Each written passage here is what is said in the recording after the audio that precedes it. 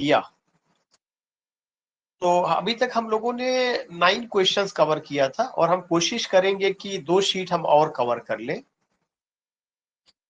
उसके पहले जो क्वेश्चन था उसका आंसर सर थॉमस यार्ड को क्रेडिट दिया जाता है। किसके लिए दिया जाता है? कि उन्होंने इंग्लिश सॉनेट को इंट्रोड्यूस किया था। क्वेश्चन नंबर 10 हेनरी होवर्ड अर्लाप सरे से है और एक क्वेश्चन पूछा गया है हेनरी होवर्ड अर्लाप सरे इज बेस्ट नोन फॉर, उनको सॉनेट में किस कंट्रीब्यूशन के लिए याद किया जाता है, वो क्यों इंपॉर्टेंट है? क्या नाम है? हेनरी होवर्ड अर्लाप सरे। इसलिए याद किया जाता है कि राइटिंग सॉनेट्स टू स्टेला, उन्होंने स्टेला को सॉनेट लिखा। Developing the English oblique Shakespearean sonnet form, yes B is the right answer. जो शेक्सपियरियन या इंग्लिश का जो सॉनेट का फॉर्म रहा है जिसको 3 क्वार्टेट्स और एक कपलेट में डिवाइड किया गया, उसको उस स्ट्रक्चर को जन्म देने वाले का क्या नाम है? हेनरी हावर्ड अर्लाप सरे। तो अगर इनको याद किया जाएगा किसके लिए, B is the right answer, developing the English Shakespearean sonnet form. Developing the English Shakespearean sonnet form. Surrey modified the Petrarchan form by using quatrains and a concluding couplet, a structure that Shakespeare would later master. He made the form more suitable for the less rhyme-rich English language. तो जो सरे रहे हैं Henry hovered अर्लाप सरे को जो credit दिया जाता है वो किसका क्रेडिट दिया जाता है? कि हेनरी होवर्ड अर्लाप सरे ने इंग्लिश या शेक्सपियरियन सॉनेट के स्ट्रक्चर को उन्होंने जन्म दिया। 3 क्वार्टेट्स और एक कपलेट उन्होंने उसको डिवाइड किया। क्वेश्चन नंबर 11 है sir Philip Sidney sonnet sequence Astrophel and Stella. जो एस्ट्राफेल एंड स्टेला है ये सॉनेट सीक्वेंस है, किसके द्वारा लिखा गया है? सर फिलिप सिडनी के द्वारा। इज नोटेबल फॉर, इसको क्यों याद किया जाता है? Being the first sonnet sequence in English, यह पहला अंग्रेजी का सॉनेट सीक्वेंस था। Rejecting Petrarchan convention entirely, being written in the Spenserian stanza, it's purely religious theme. No, is the first sequence, first sonnet sequence in English. एक नया question है मेरे लिए भी, अभी तक इधर दिमाग नहीं गया था कि ये पहला इंग्लिश सॉनेट सीक्वेंस है।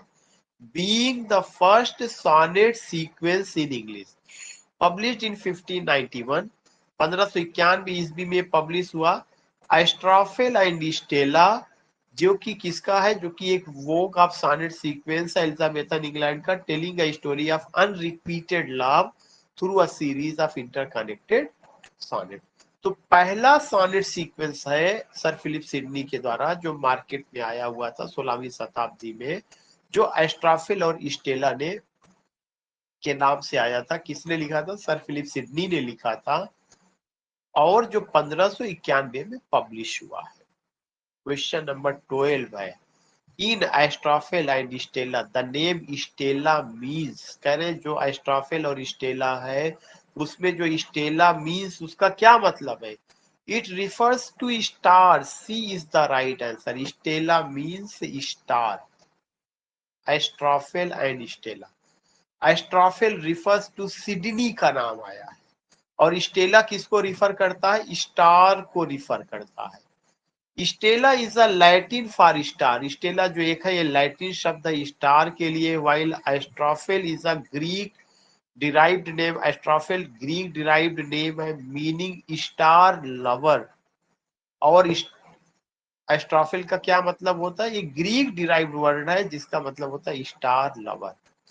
और मैं यहाँ पे एक चीज ऑनेस्टली स्वीकार करूंगा, अभी तक मैंने बहुत सारे लेक्चर दिए, बहुत सारे लेक्चर में एस्ट्राफेल और स्टेला की बात की, लेकिन मेरे दिमाग में नहीं आया था कि एस्ट्राफेल का क्या मतलब है, क्या ये लैटिन वर्ड है, स्टेला का क्या मतलब है, क्या ये जो है ग्रीक वर्ड है या एस्ट्राफेल ग्रीक वर्ड है, स्टेला लैटिन वर्ड है। Didn't come in my mind, I took it only as the title of the cycle of the sonnet composed by whom? Composed by आपका सिडनी के द्वारा।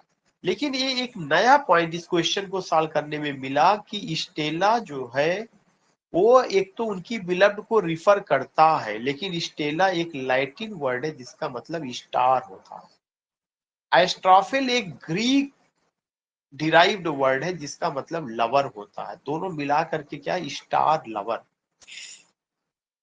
This establishes the central theme of the lover. Lover कौन है? Astrophil. Astrophil कौन है? खुद आपका sir Philip Sydney है।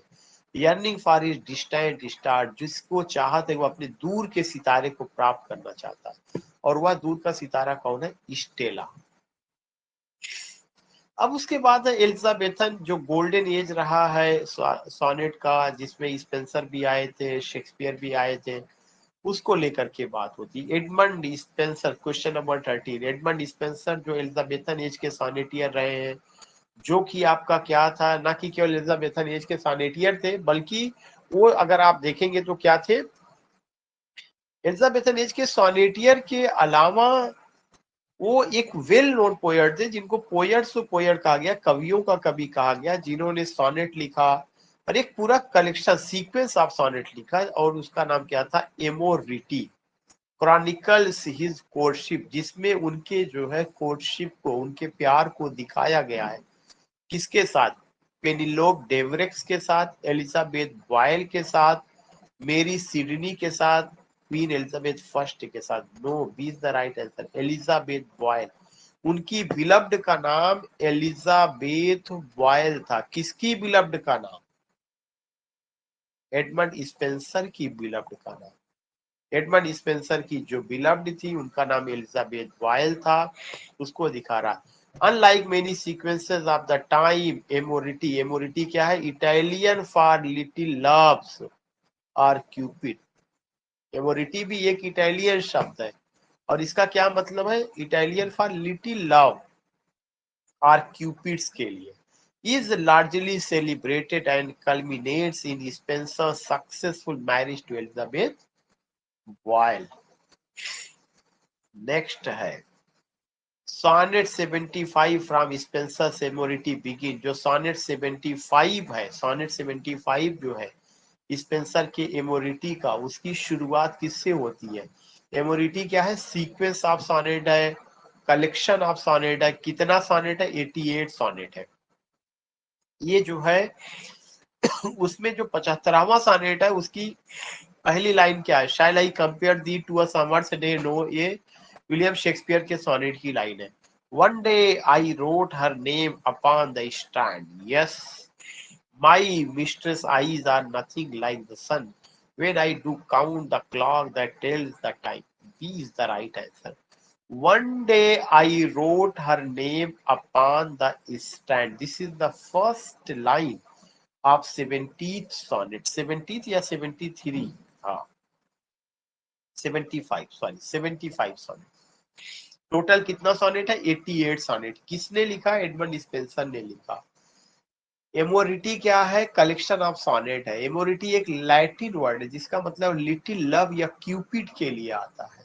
इसका जो सोनेट नंबर 75 है, उसकी शुरुआत होती है उस लाइन से, one day I wrote her name upon the strand. This sonnet is famous example of the carpe diem. ये सोनेट किसका एग्जांपल है? कार्पे डीम का एक लिटरेरी टर्म है। कार्पे डीम में लवर बिलव्ड से रिक्वेस्ट करता है, seize the day. Carpe diem का मतलब होता है सीज द डे, किसी भी तरह से हम डे को होल्ड करें, डे को कैप्चर करें, उसको अपने हाथ में रखें। लवर बिलव्ड से रिक्वेस्ट करता है कि हमारा दिन बहुत तेजी के साथ गुजर रहा है, हमारा दिन खत्म हो रहा है, और हम क्यों ना ऐसा करें कि हम जो है उस डे को कैप्चर करें और इस डे का एंजॉय करें। चाइल्डहुड से युवावस्था में आए, युवावस्था से जवानी में, और इस तरह से इस दिन दुनिया से रुखसत हो जाएंगे। तो जब भी इस तरह का सोनेट होता है या कोई पोयम होता है जिसमें कार्प डाइम की बात की जाती है, कार्प डाइम का मतलब seize the day, hold the day, capture the day, passing day, उसको लेके या उसके सिग्निफिकेंस को लेके बात बताई जाती है, तो उसको ये कहा जाता है। क्वेश्चन नंबर क्या है कि question number the conceit of poetry immortal, और इसमें जो है एक ऐसा चीज होता है जिसमें इमोर्टलाइजिंग लव की बात की जाती है, अपने प्यार को अमर बनाने की बात की जाती है, against the ravages of time. क्योंकि समय हर चीज में परिवर्तन ला देता है, लेकिन वो इस तरह से कहते हैं कि लव में कोई परिवर्तन नहीं होगा। देन नेक्स्ट है how many sonnets are in Shakespeare sequence. जो शेक्सपियर का सीक्वेंस है उसमें कितने सॉनेट है? 154 सॉनेट। देयर आर 154 सॉनेट्स जो पब्लिश हुआ 1609 में as a quarto title Shakespeare sonnets contain 154 sonnet. It's a very significant point. Shakespeare का सॉनेट पूरा कलेक्शन होकर के पब्लिश हुआ है 1609 में। पब्लिशर का नाम क्या था? टॉमस थार्पे नाम था, टॉमस थार्पे। क्वेश्चन नंबर 16 है, द फर्स्ट 126 सॉनेट, शेक्सपियर का जो पहला 126 सॉनेट है, in Shakespeare sequence are primarily address to, किसको एड्रेस किया गया है? Dark lady, rival poet, fair youth, Queen Elizabeth. C the right answer. 1 से लेकर 126 तक का जो सॉनेट है वो फेयर यूथ को एड्रेस किया गया, जिनको हम WH के नाम से जानते हैं। 1 से लेकर 126 तक direct towards a young aristocratic man, urging him to marry and procreate, and later exploring the deep emotional complexity of their relationship. Question number 17 है, sonnets 127 to 152 are addresses to, sonnet जो 127 से 152 है, किसको एड्रेस किया गया? Fair youth को, dark lady को, rival poet को, अर्ल ऑफ साउथहैम्पटन को। Dark lady. सॉनेट 127 से 152 जो एड्रेस किया गया है, किसको एड्रेस किया गया है? डार्क लेडी को। Sonnets 127 to 152 are addressed to dark lady. This sequence is about the speaker's obsessive, often tormented relationship with a mysterious, dark-haired and unconventional woman. In sonnet 130, my mistress' eyes are nothing like the sun. Sonnet जो 130 है Shakespeare का, जिसका title है, पहली line है, माई mistress eyes, जो मेरे mistress की आंखें हैं वो सूर्य जैसी नहीं है। शेक्सपियर बताना चाहते, क्या बताना चाहते?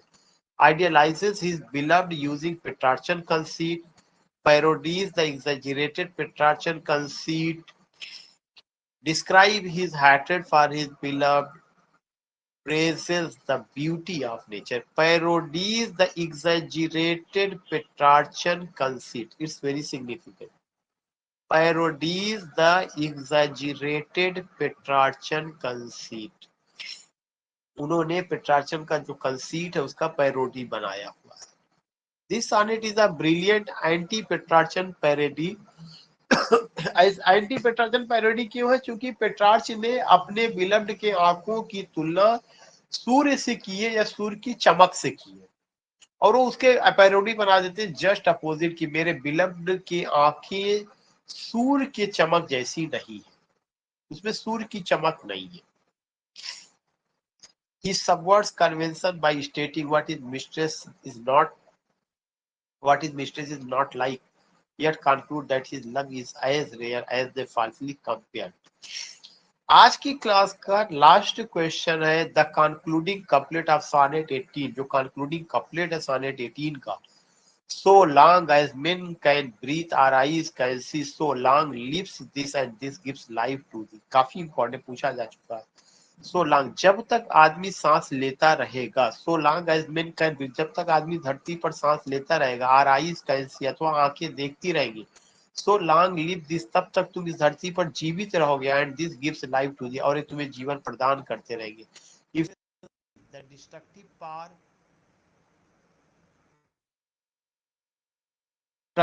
power of time, the immortality conferred by poetry, the beauty of a summer's day, the pain of unrequited love, the immortality conferred by poetry, So now just concluding here, meet you tomorrow और आगे चीजों को